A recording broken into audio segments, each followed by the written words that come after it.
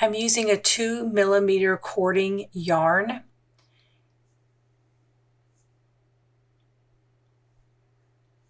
A 4.5mm crochet hook, and about an 8.5 by 4 purse bottom. If your purse bottom is different than mine in size, be aware that your foundation stitches may need to be different. I will put a link in the description box for the yarn and the bottom. And leave yourself a little bit of a tail.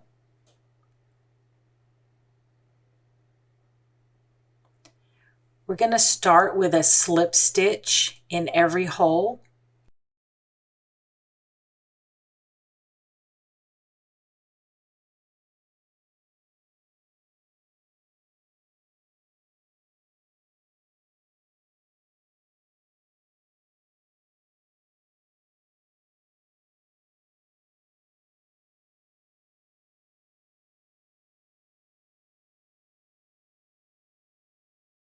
For the last hole, use your tail to close the round.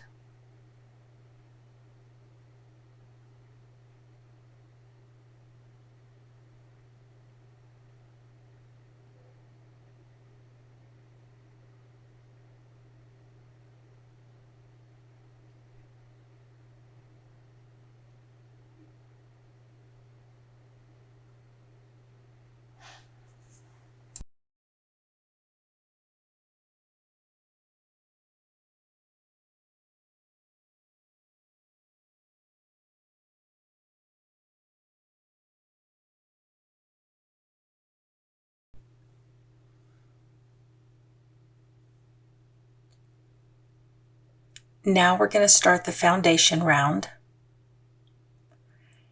There's going to be 3 single crochets on each end with increased stitches in the curve until you get to the peg. So that's on each side. Each curved edge will be done the same way. The straight edge will be single crochet and increased stitches alternating, but adding an extra increased stitch right in the middle. And then starting back with your single crochet and increase on the edge.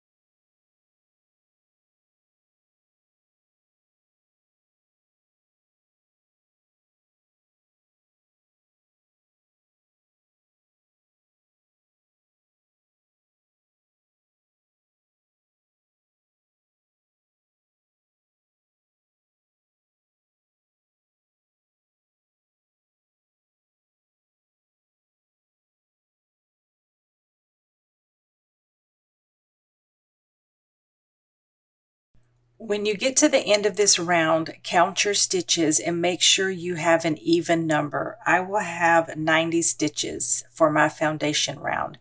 You need an even number for the pattern to work.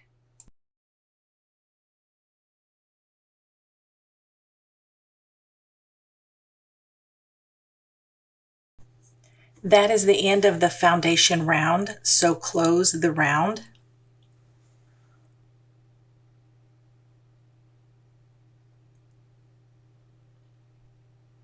And we're going to go in the back loop only for round 1. So when you close this round up, just use that back loop. And we're also going to go into the back bump.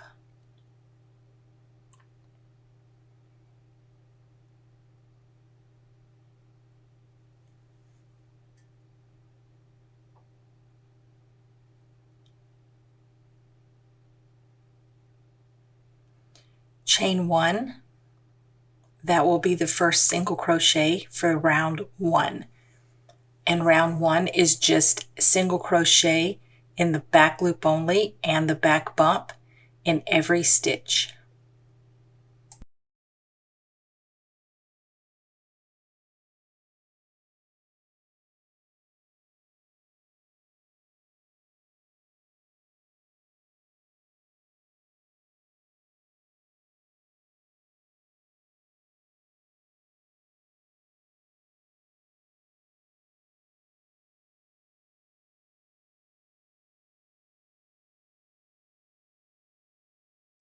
That's the end of round 1. After you do the last stitch, close your round.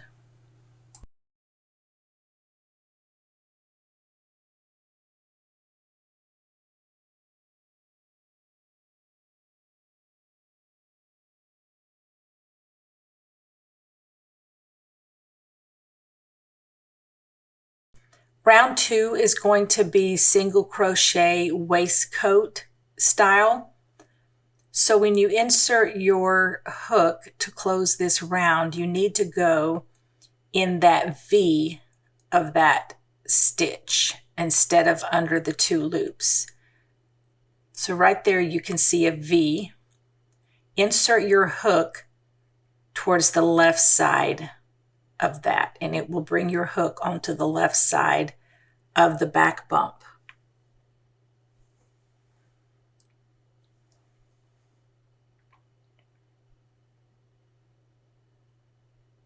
And then complete the closing of your round. And chain 1 for your first single crochet. And then single crochet waistcoat style in all stitches. And if you want to practice the waistcoat stitch, I'll put a link in the description box for a short that I did with just the waistcoat stitch.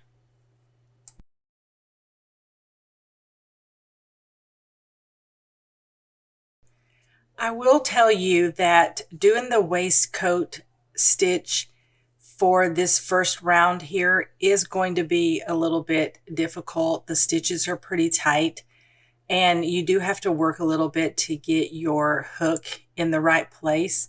However, once you get past this row, the other waistcoat stitch rows will be much easier.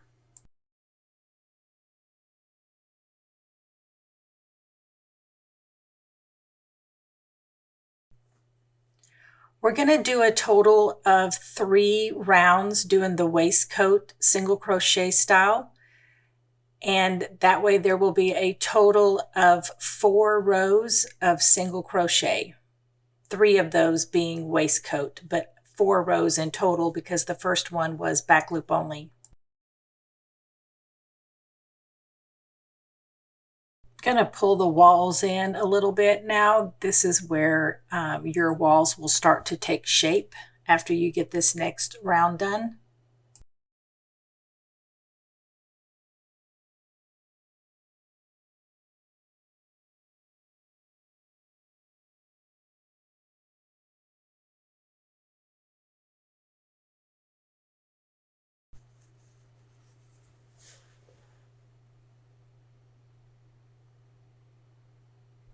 At the end of each round, close it up the same way we did the other rows.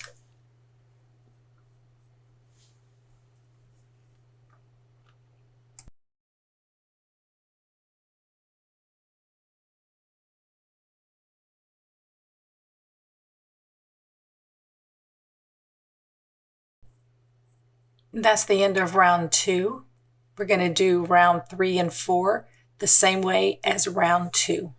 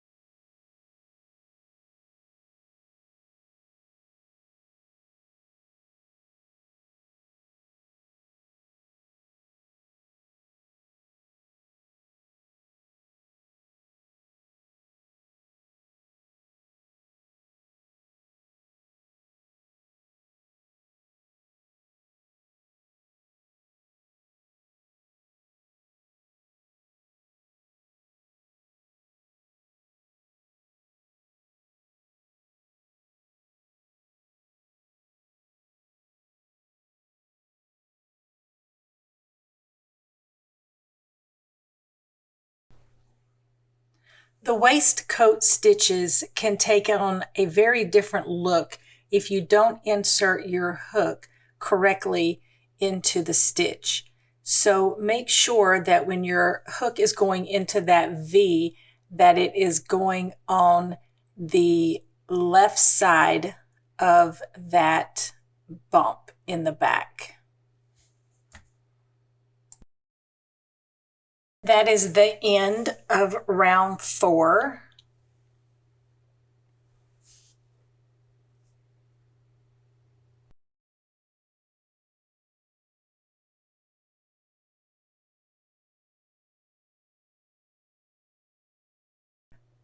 Round 5 and 6 are going to be regular single crochets. So when you're closing up your round, you don't need to go in that V. Just go under the 2 loops to close that round.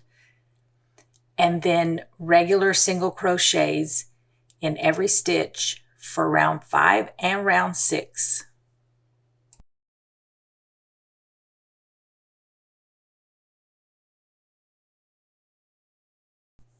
So you can see here, I'm trying to recreate the same look with those nice tight stitches on the bottom and then starting the pattern after that. And then I'm going to go back and do some tight stitches at the top as well. So this is our pattern, and it's going to be a 3-row repeat. So we're going to do rows 5, 6, and 7, and then we're going to repeat that. Rows 5 and 6 are single crochets, and row 7 is going to be the diagonal pattern.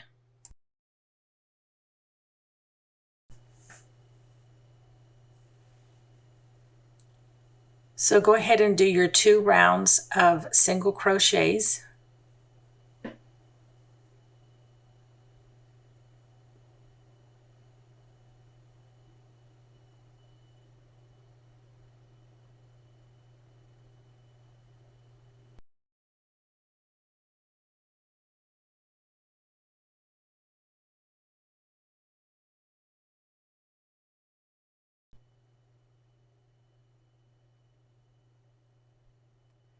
The main reason why I'm doing the single crochet this way after the nice tight stitches is because I want that opening there that you get when you do a regular crochet versus a waistcoat, because I want that opening for my diagonal stitch to have a good space to go through.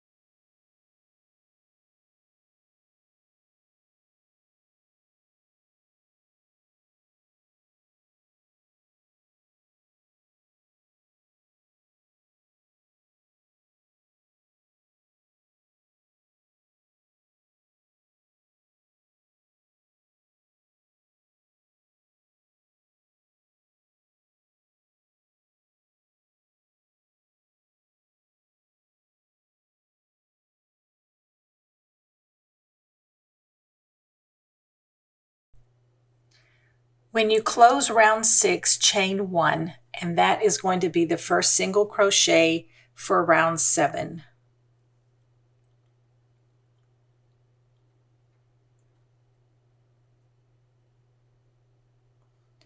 And the pattern for round 7 is single crochet, which you have with your chain 1, and then a diagonal front post double crochet. So we're going to go down 2 rows and back 2 stitches and put it around that post of that single crochet in round 5.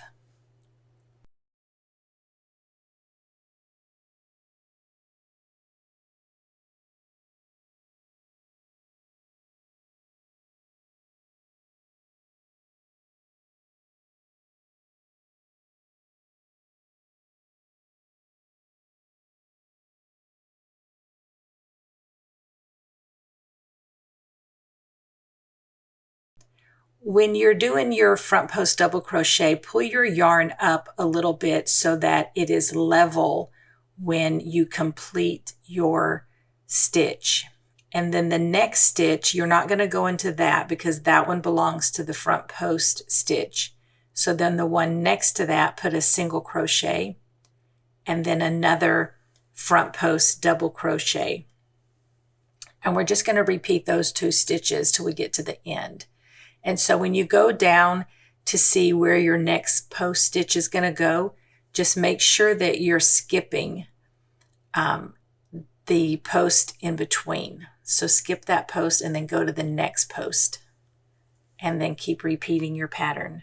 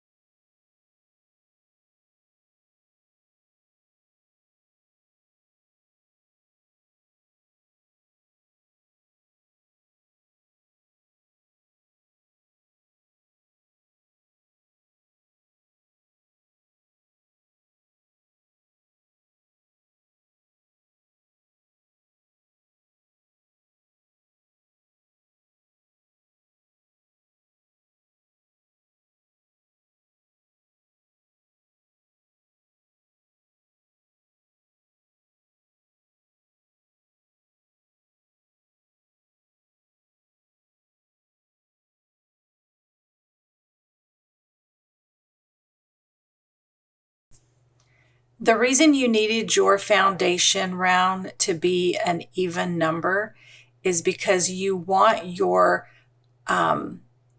stitches to line up so that if you start with a single crochet, you end with a post stitch.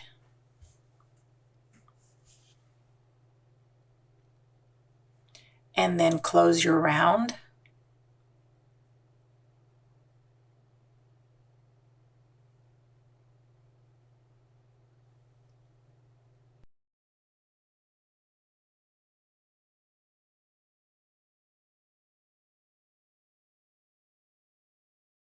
After you close round 7, you're going to chain 1, which will be the first single crochet in your next round.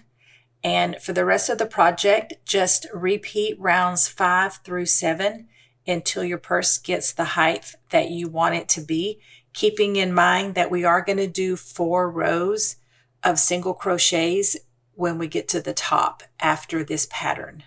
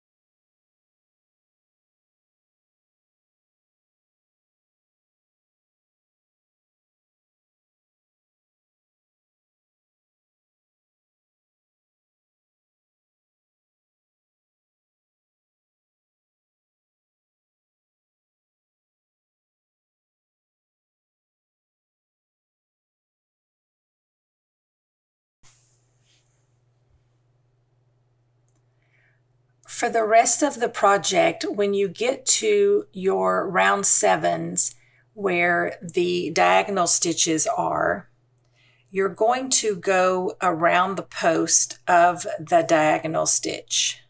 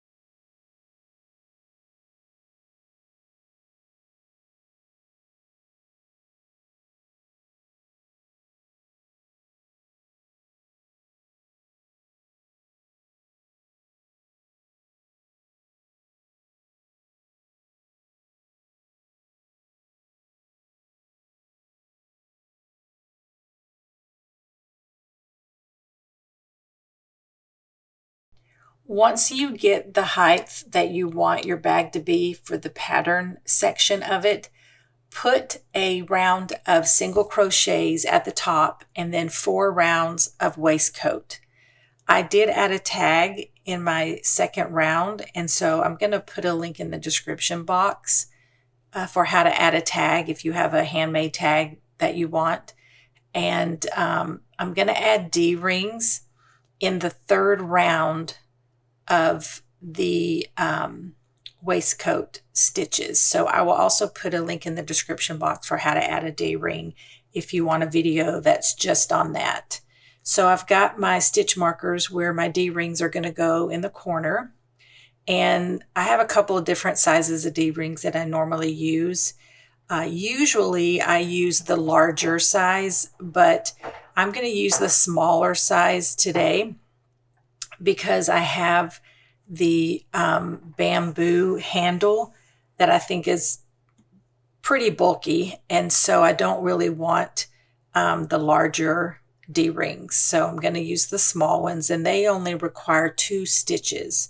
So you need to figure out what size your D-ring is going to be, and the smaller ones use about 2 stitches to fill it up, and the larger ones about 4. So this is approximately the size that my bag is. and it's going to have a couple more rows at the top. So I'm going to go ahead and add the D-rings into my third round of waistcoat stitches.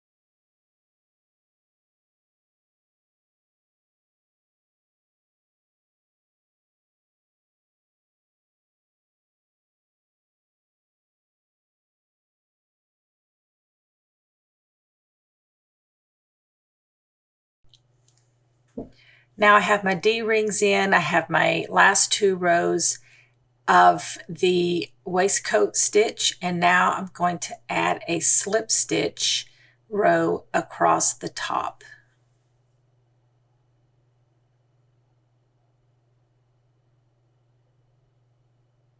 When you're closing your round and going into a final slip stitch for the top of the project, you don't need to do a chain 1. Just come through that loop and immediately start doing your slip stitches.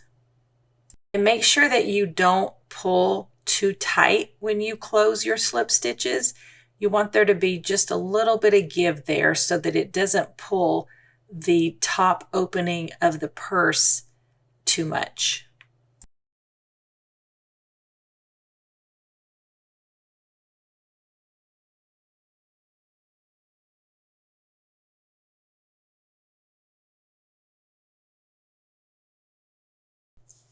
When you complete that slip stitch round, close that round the same way that you did the slip stitch round at the base of the bottom. So cut your yarn and then pull your tail through just like we did in the beginning.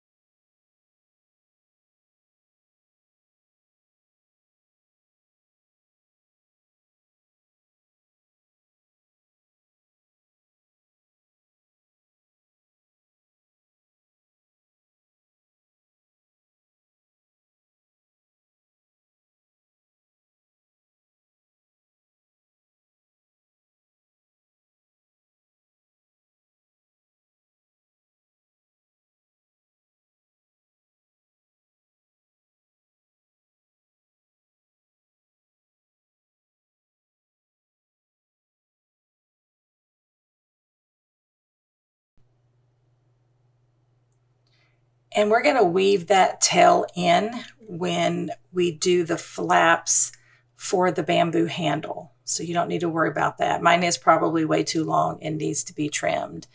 But now we're going to do flaps. So we're going to take stitch markers and mark where the flaps are going to go. So get your handle. Your handle may be different than mine.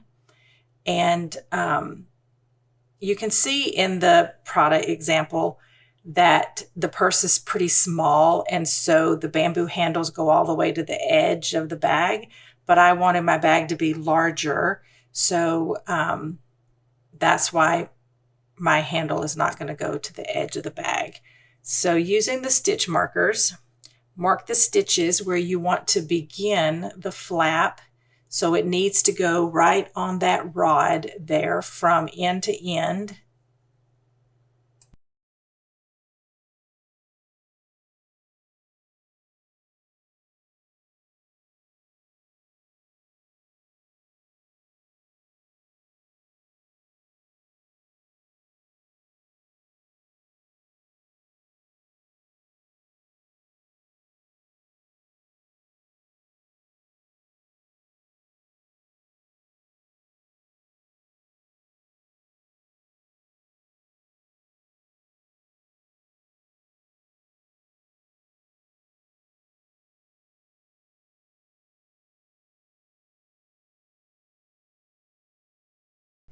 The flap is going to be 4 rows of double crochet, and then we're going to fold it over the handle and slip stitch it to the other side. So I have just a little bit of a tail, just enough so that it won't unravel because this yarn is pretty slippery.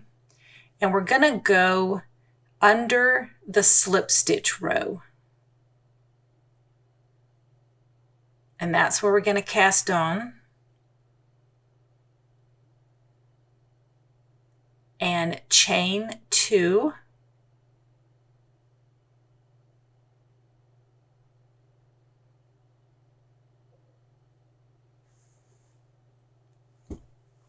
That's going to be the first double crochet, and then a double crochet in every stitch until you get to your next stitch marker.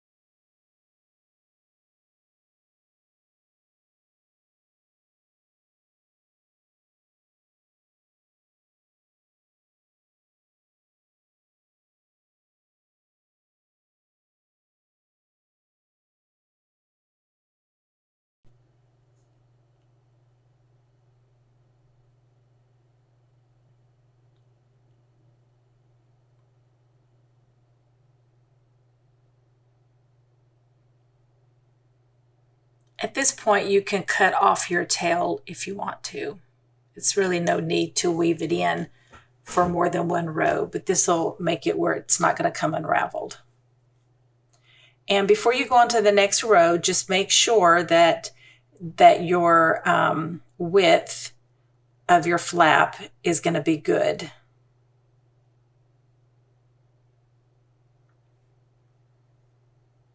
And then for row 2, chain 2, turn your work and put a double crochet in every stitch.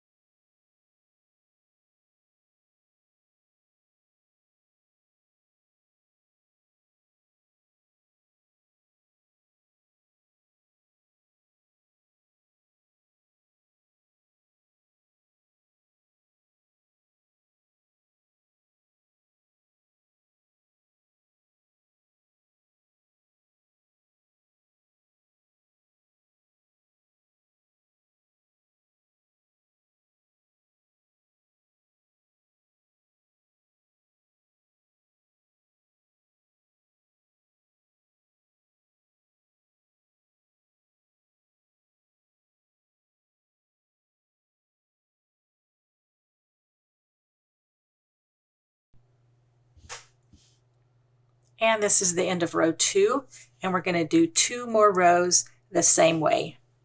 If you have a bamboo handle or a wooden handle or whatever kind of handle you're using that has a thicker rod, you may need to do more rows to get your flap to go all the way around it and touch the other side. So do as many rows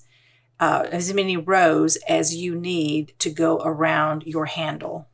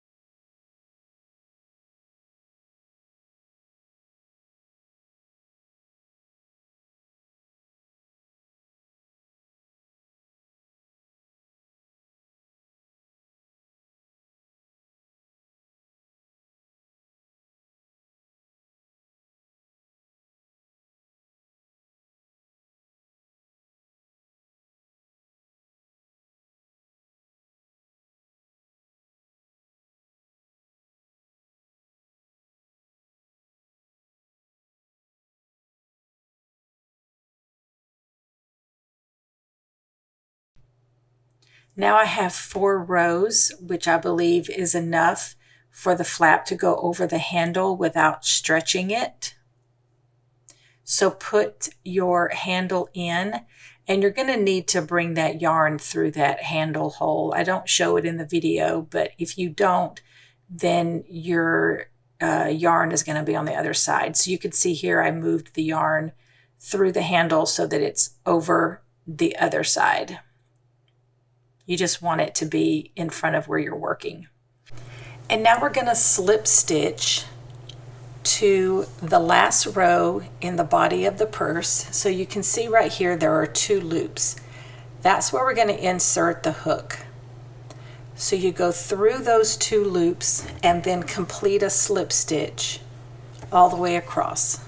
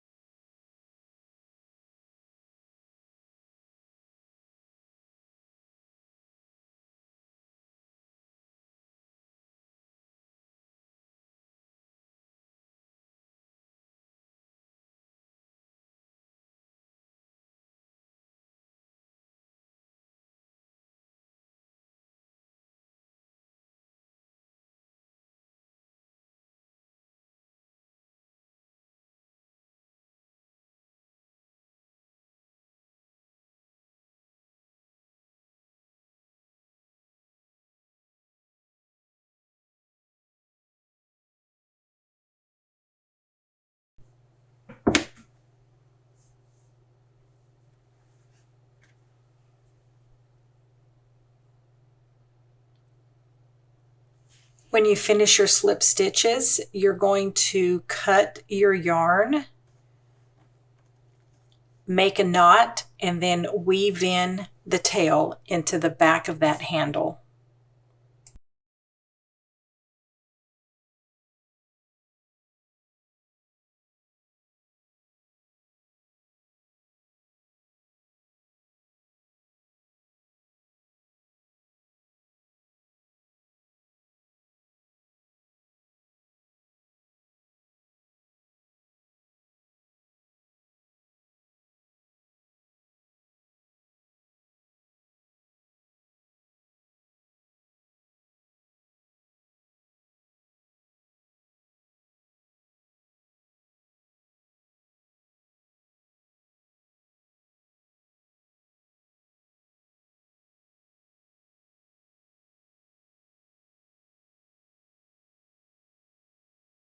And then repeat that process on the other side.